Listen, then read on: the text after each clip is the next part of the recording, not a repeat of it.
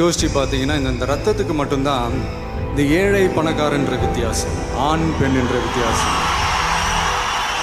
நீ உயர்ந்த ஜாதியா தாழ்ந்த ஜாதியான்ற வேறுபாடு, ரொம்ப முக்கியமாக நீ எந்த மதத்தை சேர்ந்தவங்கன்றத வேறுபாடுலாம் சுத்தமாக கிடையாது.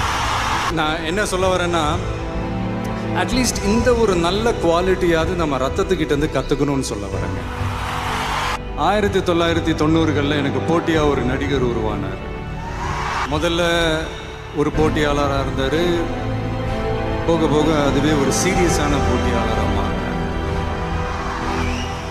நான் போன இடத்துக்கெல்லாம் அவரும் வந்து நின்னார். நான் இந்த அளவுக்கு வளர்றதுக்கு காரணமாக இருந்தார். அவரை தாண்டணுங்கிற முயற்சியில் நானும் போட்டி போட்டுக்கிட்டே இருந்தேன். அந்த மாதிரி ஒரு போட்டியாளர் உங்கள் லைஃப்லேயும் இருக்கணுங்க. அந்த போட்டியாளர் உருவான வருடம் 1992. அந்த போட்டியாளரின் பெயர் ஜோசப் விஜய்.